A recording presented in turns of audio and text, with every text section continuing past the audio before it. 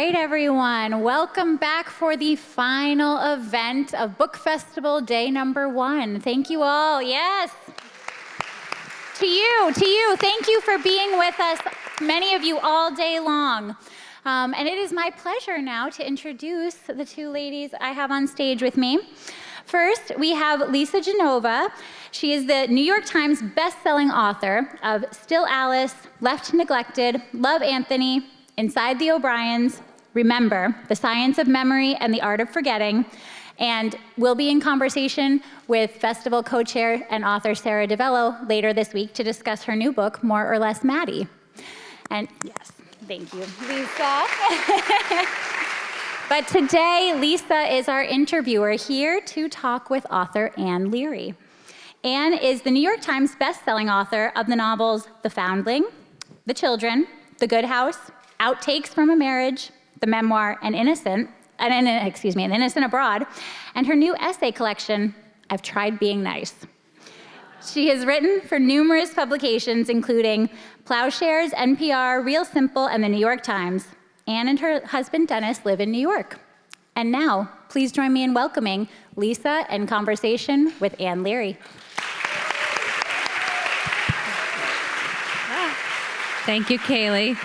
I'm so happy to be doing this with you. So Ann was my conversation partner back in January when my book came out. So it was so, yes, okay, so here we are again. We love to converse about each other's books very much. Thank you, Kaylee, and thank you for doing this, Lisa. Yeah, I'm so excited. I love this book. If you haven't read it yet, you absolutely must. So this is a collection of essays, and I love it. Like, it's so fun. You're so funny. At times, you remind me of David Sedaris. Come on now. Yes. Come on. Laugh out loud. It is poignant and moving and relatable, and you're immensely likable through these stories, which brings me to... Only on the page. So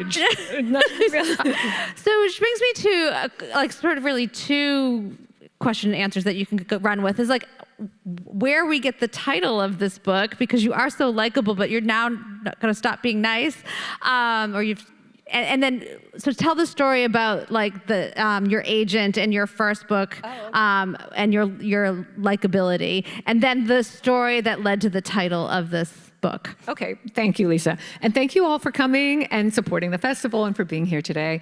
So the book, I've Tried Being Nice.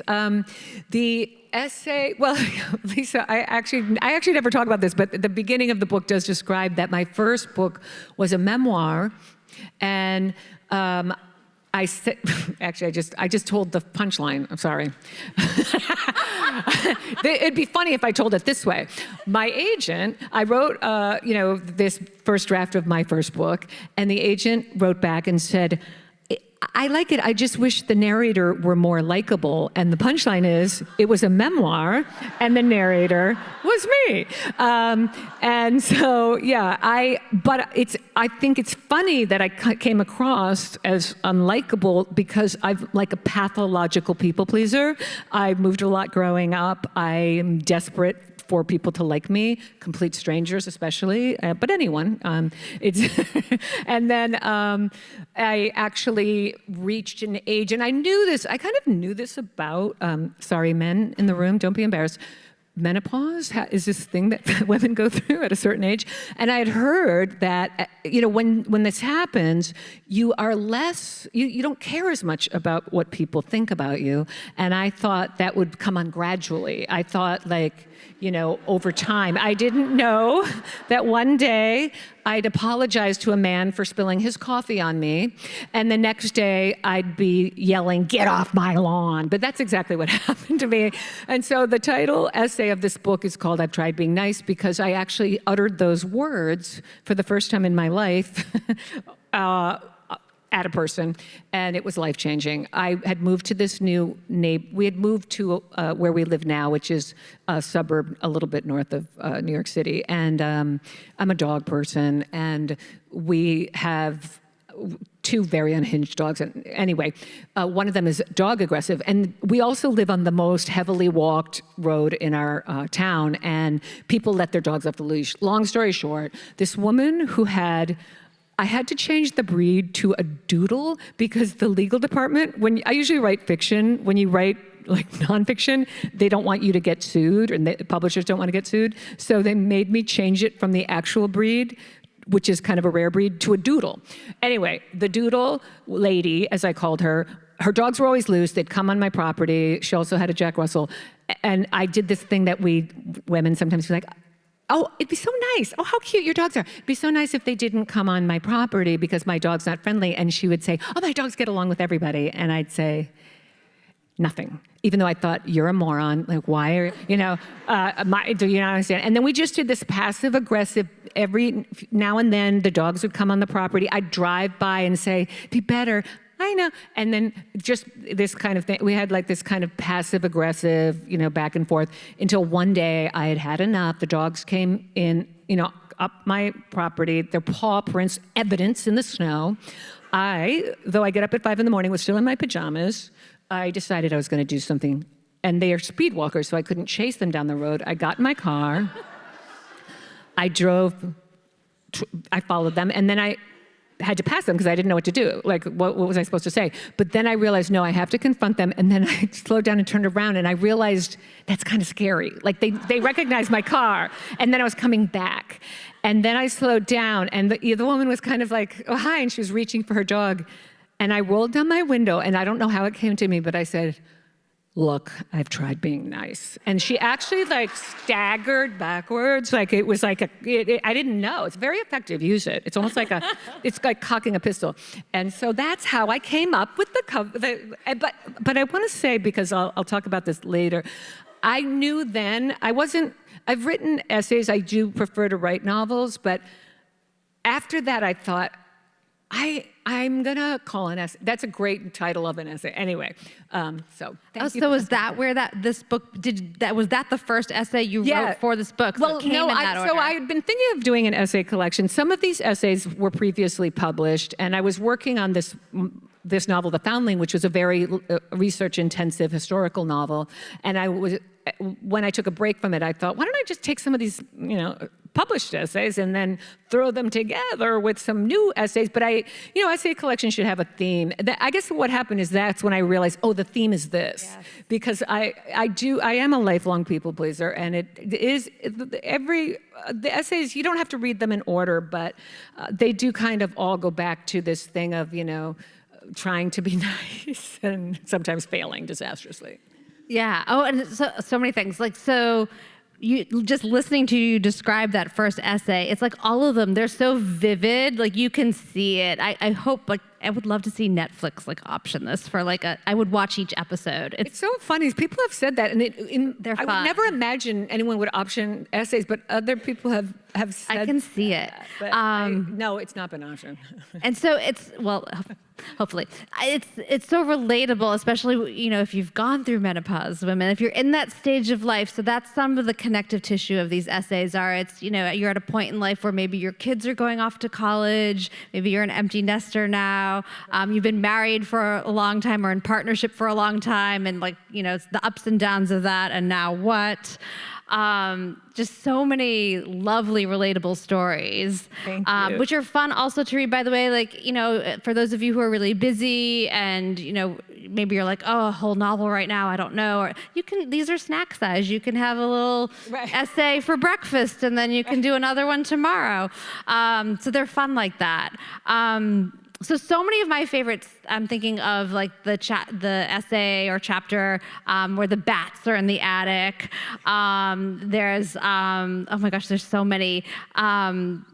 The kids go off to college, and you and Dennis are like, well, we can be naked anywhere we want in the house now and eat eat at the TV. Yeah, no, we did. Yeah, that one I did. One is called Empty Nest, and that one I think I wrote for Real Simple, but then I did a longer version for this. But it was just kind of about how I was so sad about the emptiness coming, and then it ended up being so liberating because we didn't realize how hard it was to be a good example until we didn't have to be one anymore. I think some people are just born kind of, with good character and with integrity and altruism. And like my husband and I aren't really like that. But when we had our first child, we knew that he deserved better than us. Like it was amazing. So we upped our game and, anyway. But yeah, that chapter is about dropping our youngest at college, both of us sobbing on the way home. And then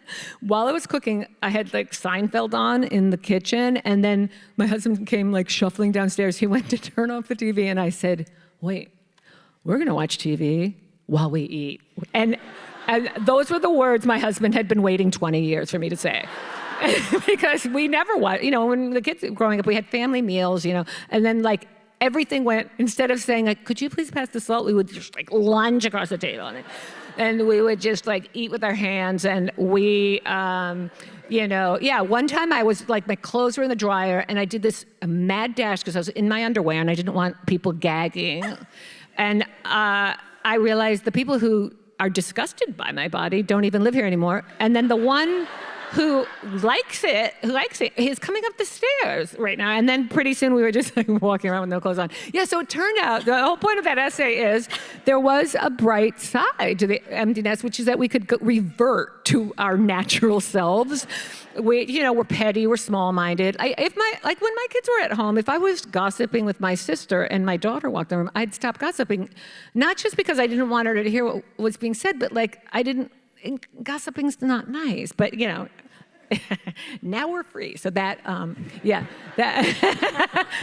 I try to be nice. But I think that's also a lesson of parenting, that it is like, you kind of should, you should be a better person. You should set a good example, I think. But anyway, yeah. So you just exemplified what I think is like the brilliance of each of these essays is you're gonna feel so many good things in each one. Like they're moving and poignant, there's life lessons in them, and you're gonna laugh out loud because it's that funny on the page as well.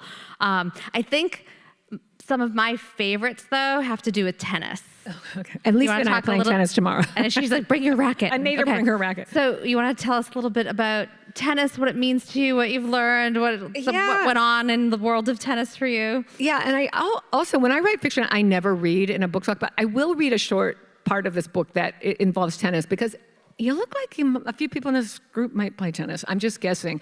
But also because this essay that I'm about to read a short part, I promise it's short, the ending of it is about playing tennis.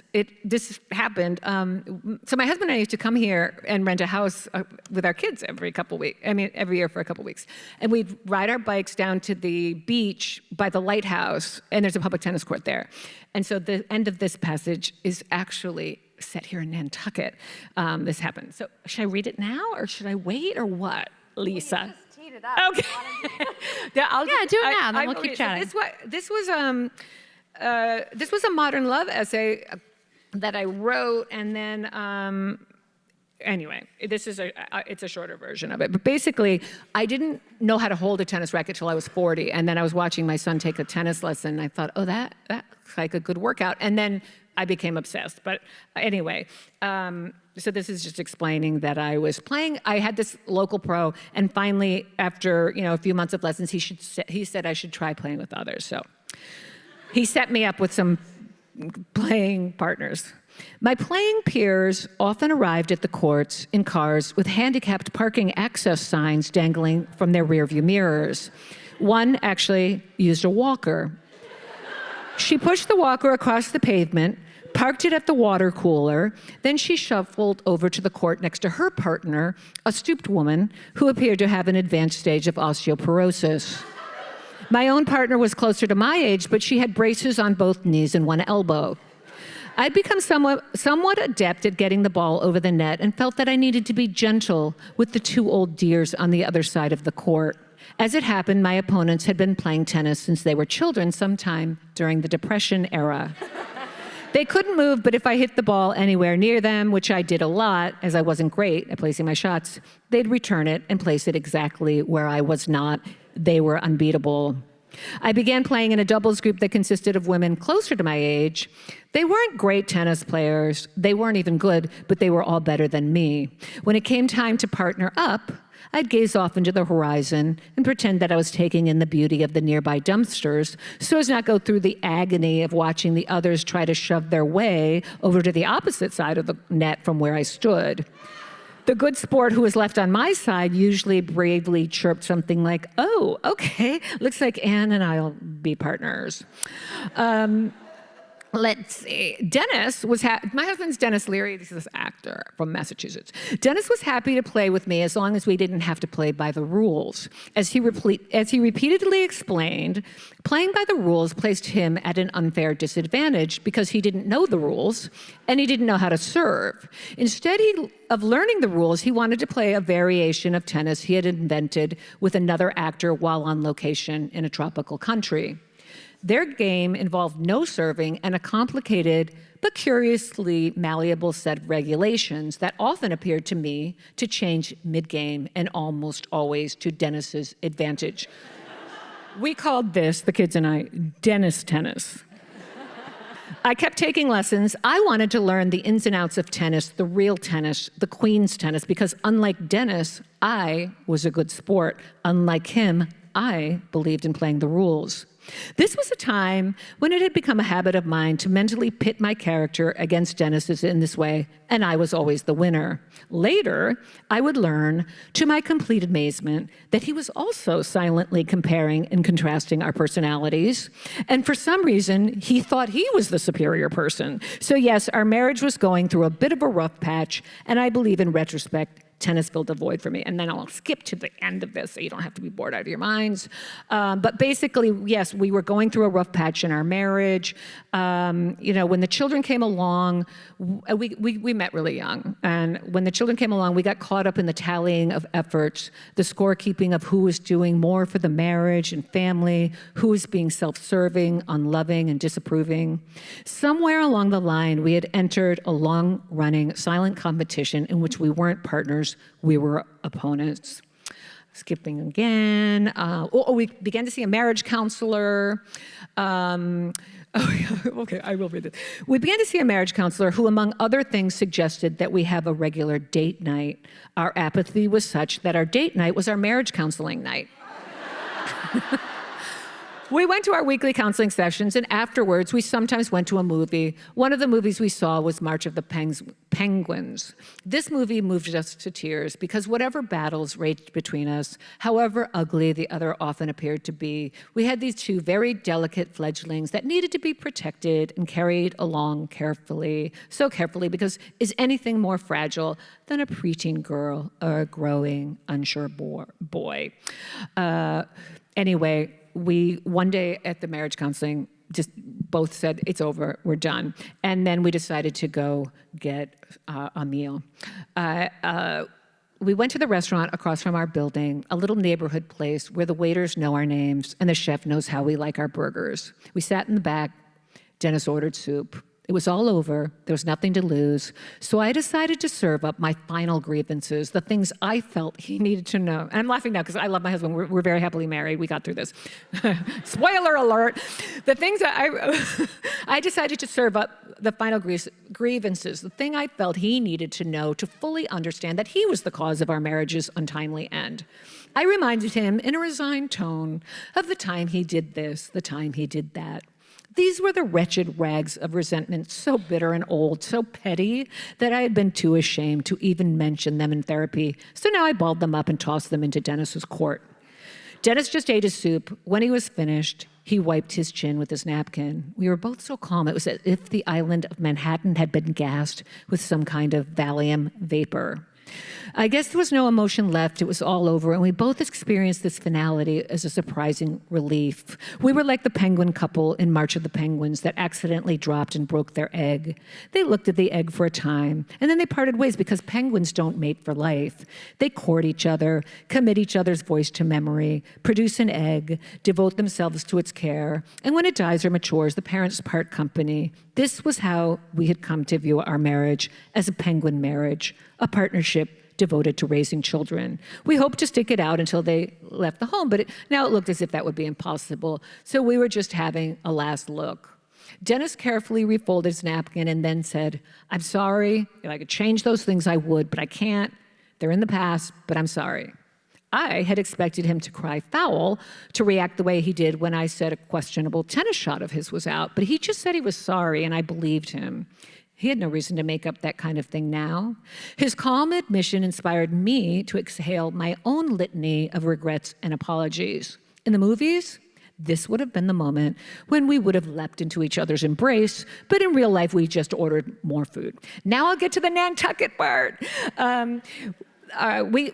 Sorry, I'll just say this, though. We started playing tennis.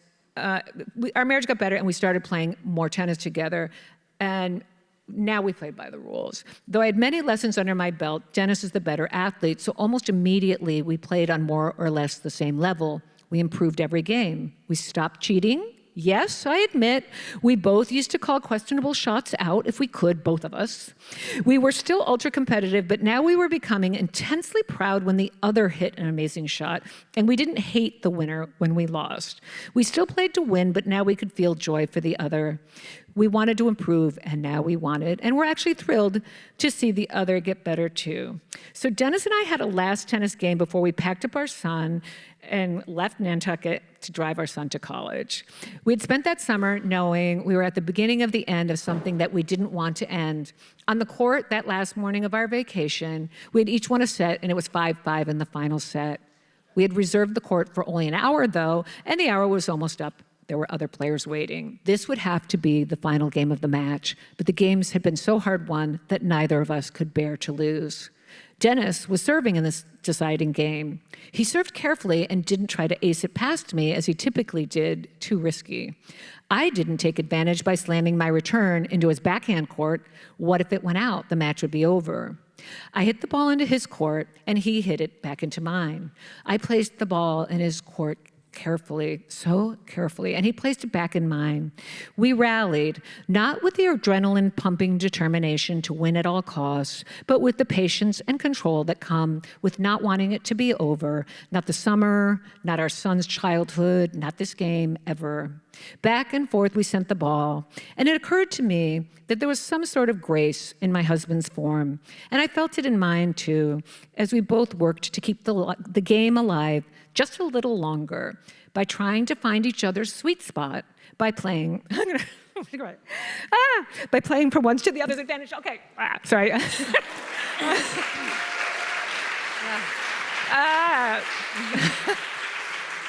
Yeah. So I cried when I read that, when I finished that as well. I didn't cry when I see wrote it. In coming. fact, I've never cried except this morning about that, and I'm sorry about that. I'm tired.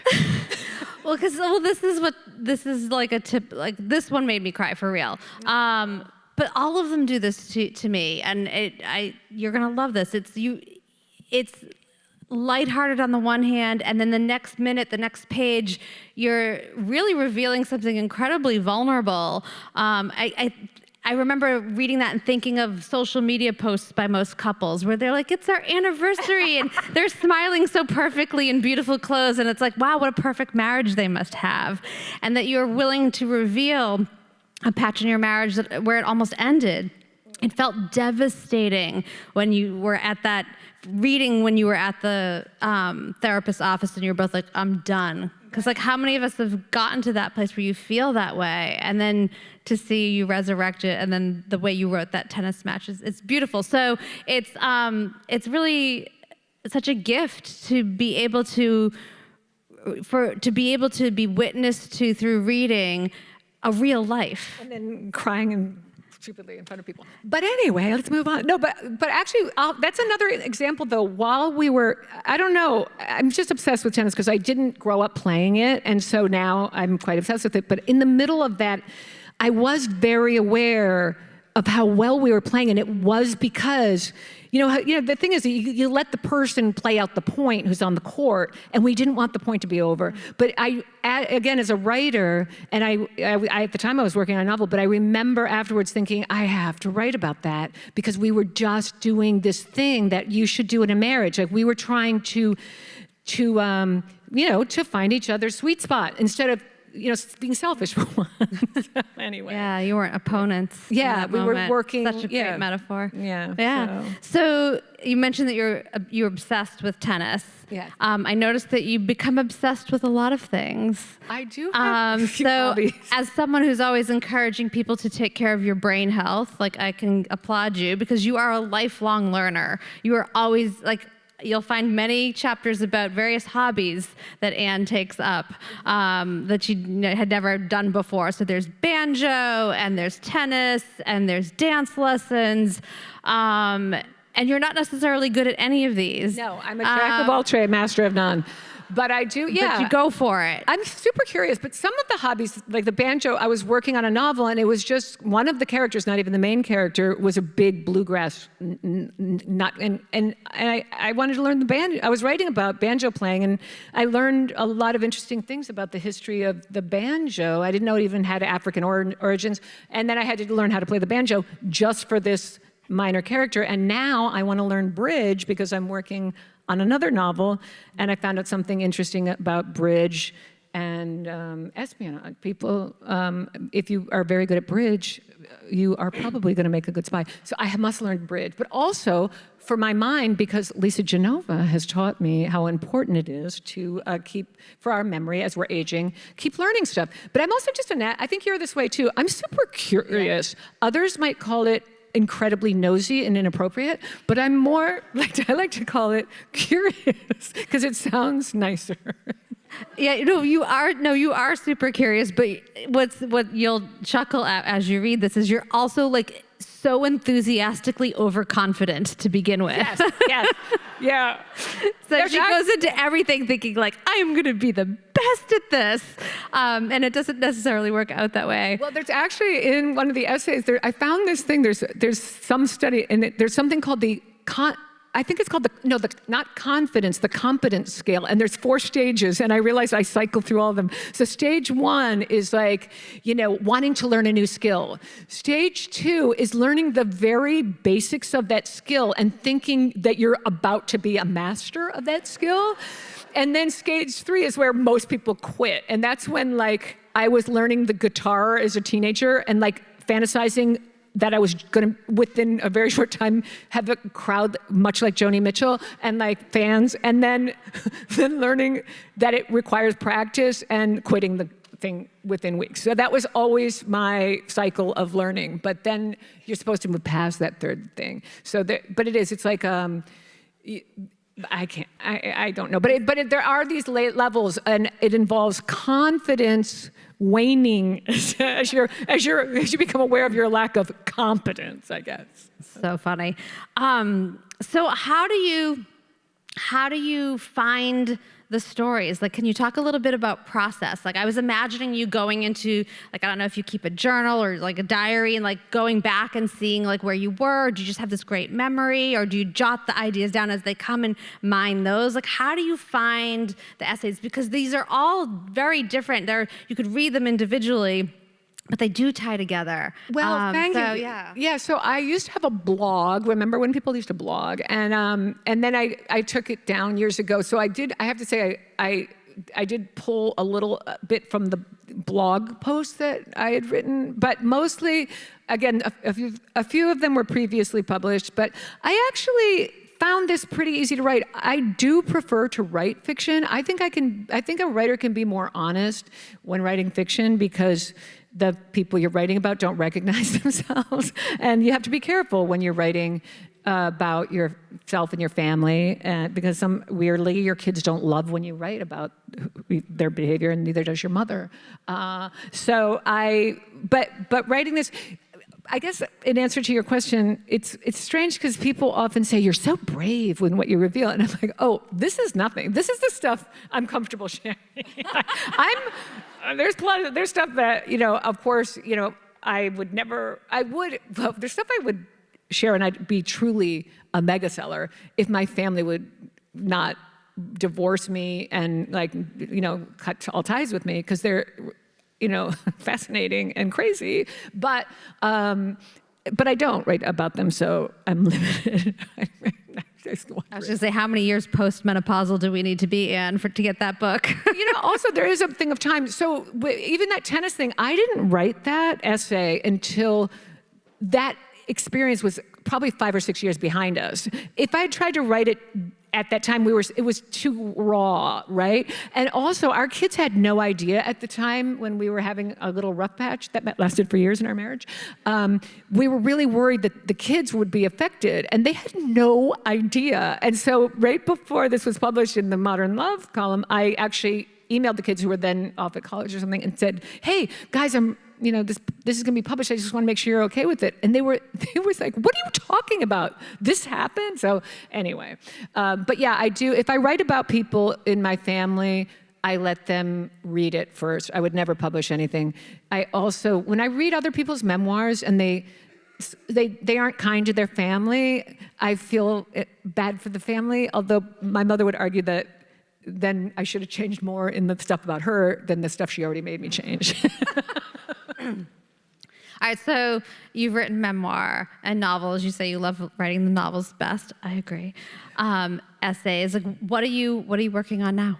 I am now working on, my first 3 novels were contemporary fiction, and then The Foundling was my last novel, and it was set in the late 1920s, and it was loosely based on my grandmother who worked at a eugenics asylum, and I was very obsessed with this story. It still fascinates me, but that was really research intensive. It took me a long time. But as I was writing it, I thought, now I know why authors love writing historical fiction. It almost felt like cheating, because plot is hard for me. I find creating characters and dialogues and being in scenes easy, but then somehow writing historical fiction and having the framework of the era, just what was happening in history. So in answer to your question, I'm now working on a novel that's set in the end of World War II and the early Cold War, and it involves these 3 really fascinating, it's loosely based on these really fascinating kind of high society women who worked in espionage, and there's a crossover with the art world. There was a thing called that the CIA got involved in after the war, called the Congress for Cultural Freedom, and they used artists, musicians, they used people like Louis Armstrong, Nina Simone, without their knowledge, as propaganda to show how unracist, for example, our country is. So it's all fascinating to me. I'm obsessed, but my agent is constantly saying, okay, just, because I could research this for the rest of my life and not write a word. So that's the hardest thing about writing historical fiction is knowing when to stop researching. It's a novel. Like, I know enough. So I'm working on that. I have written some, but I have to tear myself away from researching every day. Oh my God, it sounds so fascinating. Like, how did you choose that? Like, what drew you to that? I've been obsessed with this for years. I thought it was a pilot at one point, and so I did actually write a kind of a treatment for it, but it's something I've been fascinated with for years. And interestingly, so the CIA and the FBI have the Freedom of Information Act. Through that, they have these vaults you can go online and find. When I started researching this like 5 years ago, the stuff that was available about my areas of research, some of them are gone, but now there's new stuff that's been released. But the best place I have found if you're researching real American historical figures, the best place is Ancestry. I belong to Ancestry because I had to use it for my last book. You can build a tree for anyone, and then you can see all of their travel documents, every cruise they went on, every flight, it's crazy. So I have on Ancestry, I think I've probably got 12 people's trees that have nothing to do with me. And I have them set to private, because what if one of their relatives was like, why is this person building my tree? But I just recommend that if anyone is interested in researching real people, Ancestry is the place. I've found more there than any place else. Very good to know. Research. I know all about your grandparents. Okay. All right. We have 10 minutes left, and so now we can turn this over to anyone who has questions for Anne. And I know you do, so someone has to be brave and go first. Awkward. Yes, Miss Sarah DeVello in the back. And Leary, you are hilarious. And it's actually really hard to be hilarious on the page and to have that humor come through and make people laugh out loud. So how do you do it? I'm asking for a friend, and the friend is me.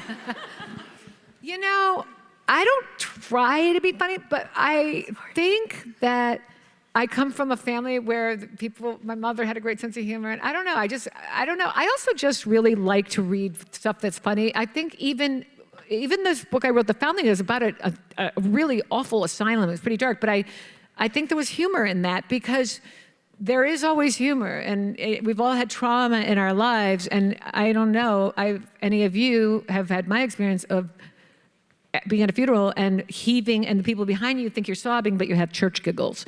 And so I think humor sometimes is therapeutic, but for me, you know, when I was writing these, some of them, I amused myself when I was writing, and then I've actually had the experience of reading reading things that I thought were funny, laughing, just like I got like emotional. I've actually like chuckled, like reading, like, and then I look out and everyone's stone-faced, like, not funny. So anyway, but my husband's a comedian. We spent the 80s in Boston comedy clubs. I kind of, you know, so I like comedy. What can I say? I like humor. So I try to be funny. Thank you. That was a very nice compliment.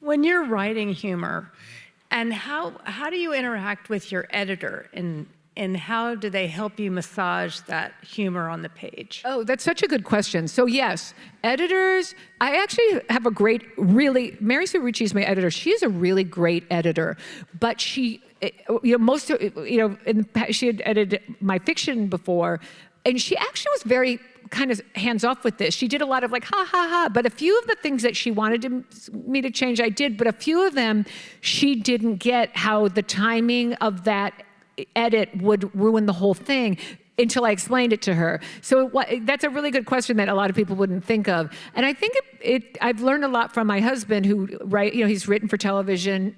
He writes, he's stand-up comedy. So he's taught me a lot about trusting that people will get what you're saying. I think a lot of people are afraid to try to be funny, even in a social setting. Like, what if it doesn't land? Like, you have to trust that it will. Like, go out on a limb. And I often give that advice to writers, not just about comedy, but about writing in general. A lot of people. My first book was a memoir, and it was based on these letters I had written to a friend when I was stuck in this hospital, trying not to have a baby who was going to be premature. And it was a very traumatic time. And for some reason, I wrote very funny letters to this very good friend of mine who's funny. Years later, she sent them to me, and they really helped me with my book. And now I do say to people who are trying to write, always write, and Lisa is a good example of somebody who just does this naturally, but write as if you're writing a letter you're telling the story to your really good friend or your sister who gets you. Get that tone, and then the audio, it makes the narrative voice more interesting, but it also, you do have to trust your reader. I think sometimes when things don't land comedically, it's because the person's tried too hard, or they've underscored the joke, or they just didn't, sometimes there's a nuance that if you take out this thing, then the joke doesn't really work. So I hope that answers the question. But it was a good question. Thank you.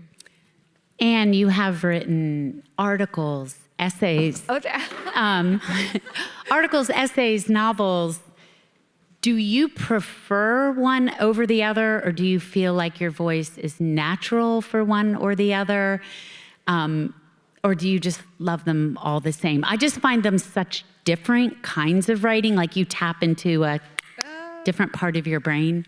So which one, is there one you prefer or one you feel more natural I definitely prefer fiction. I really like going to a place and that's not here. And I think it's from moving a lot as a child. I was often lonely. And so we moved just in this country, but a lot. And so everywhere you go, there's libraries that's the same. The Dewey Decimal System, I knew the stacks, and I lived in the stacks growing up, and that's why I got into books and writing, kind of at a young age.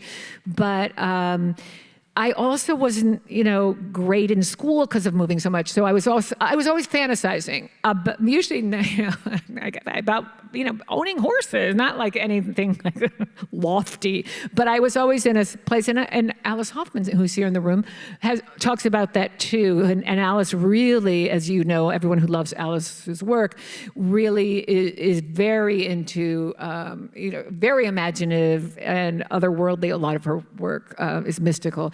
But I think I know a lot of authors who are like that. I've been working, I was kind of struggling with this idea for this new book, and then I hit on these women, and one in particular, and then I know I have a book when I wake up in the morning and think, I can't wait to find out what's going to happen to my characters today. Because that does happen when I'm writing. I know what's going to happen, but sometimes once it's working, and if you do have a good protagonist or a narrator, especially if it's in the first person, sometimes things happen when you're writing a scene that you plan and it changes. Something happens with the characters and you think, oh my God, wow.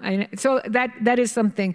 Having said that, when my kids were growing up, they talk about, I'd be driving them to school and they'd be like, Mom, and I'm like this, because I can't wait to dump them at the school and then get home and go back to that place that I like to be, which is in my imagination. So that's why I like writing fiction, but I did enjoy writing these essays. So funny. Wait, so when you are in the middle of writing a novel, tell us a little bit about your writing day. What does that look like for you? So I wake up early, and because we have a lot of pets, and I get up, I usually get up around 5, and then I'm the sharpest in the morning, and I'm the most confident. And as the day goes on, the confidence wanes. So I will literally write something in the mid-morning, and I'll write like a paragraph, and I'll think, okay, it's not a masterpiece, but it might be a minor masterpiece I'm writing here. And then I'll have lunch, and if I return to that same passage, at 2 p.m, my face is burning with shame. I'm like, oh my God. Thank God I didn't send that to somebody. So I've learned to put the book away after a certain, write for 5 hours and put it away. And another thing I learned after a couple books, and this is helpful if anyone's a writer or becoming a writer, I used to if a book was working, I'd keep writing until it wasn't working again. And then you're stuck in the doldrums again, the next day. So if I'm writing along and it's working, I've learned, stop. It's, also because it's lunchtime, but also that way the next day it's working. You're not coming back to a dead book. You're coming back to a book that's in motion. And so that is something, and you probably learned that, right? You know what I'm talking about? Yeah, I definitely do the same. I think Stephen King has talked about this. Somebody said it's like, if you picture yourself on a little cart with wheels, you want to stop while you're heading downhill, but you haven't gotten to the bottom of the hill yet. Yeah. So that when you return to it the next day, you're like, whee! Yeah. It's effortless to get on the ride again. I'm sure there are writers who just write along and it's always moving, but I'm not. I don't think that's typical. Usually, I guess it's like sailing. The wind is at your back. You're flying, and then dead, and it's a horrible place, I have to say. So it's nice to stop and have it. Oh, there's another question. Perhaps one last question. You left us hanging regarding the woman and your confrontation with her dogs on your property. What'd she say? Did she let the dogs on your property again? Yeah, what happened to Doodle Lady? Oh, she's still alive, unfortunately. She's her dog is a German short-haired pointer, so that's a dog that they were but people I know in the area, whenever I said to her, they were like, oh, everyone knew who she was. No, she's still there. There's other people too. The thing is, it's not their fault. We have an unhinged cattle dog cross that we rescued, and he's just a mental case, and we just don't want him to get in a fight or cause a problem. As I screamed at the top of my lungs to Doodle Lady, because what if we then had to put him down? It would be her fault. So is that I don't even know if that was your question, but she's still alive, and so is the dog. But is the dog off? Is she keeping the dog leashed or off the property? She is when I come down the road. But yeah, no, they haven't been on the property anymore. I haven't even seen their paw prints, so she learned her lesson. She's afraid. Yeah. I think it was Winston Churchill who famously said, I'm sorry this letter is so long, I didn't have time to write a short one, right? And I'm just curious, as somebody who started in novels in long form, what's your approach to a short story? I was fascinated when you said that the story existed, the tennis story existed as a modern love column, and then for the collection, it became a little bit longer. Right. So how do you know, where do you start, and how do you know when it's done? Well, so Modern Love is like 1,200 words or something. It's pretty short. And so, but I had lots of tennis, other stuff I could write about. But when I started writing in college, and so I only wrote short stories because I was in writing workshops, and then, you pass them around and people give feedback and stuff. But I actually, as a form, I actually love short stories. Raymond Carver and John Cheever are two of my favorite authors. I could recite a couple of John Cheever stories from memory, and I turn to them like comfort stories. I don't know if that makes any sense, but I just love the familiarity of certain, so I do love short stories, but it's not usually, I often have ideas for short stories. I don't know why. I think some people who write short fiction are intimidated about writing a novel. I think writing short stories is so, it's such an art, and it's hard. I won't, we're running out of time, so I won't go into the many reasons why I think that. But it is, there's an art to it, and I do applaud that. But I tend to write novels. Yeah, it makes all the sense to me. With a novel, you have so much room to run. Yeah. And in a short story, you've got to get it all done in a short amount of space. So you got to have, be economical with your language. Endings are hard. Everybody talks about, why did that movie had a horrible ending? Endings are hard, that's why. So think about collections of short stories. Those are multiple endings. Beginnings are hard too, and that's the other thing is like, when I buy a book, I never read the flap copy. I really don't care what the book's about. I care about the writing, and so I read the first page or two, because I know I'm going to stick with this book if I like the writing. But therefore, when I'm writing a book, that page becomes so important, and I usually belabor the first couple pages till it's almost publication day. I rewrite and rewrite and rewrite, because it's so important to me to grab the person with the language at the beginning of the book. Well, thank you, Anne. This was amazing. Thank you, everyone, for coming out. Everybody get this book. It's delightful. You'll love it. Thank you. Thank you all.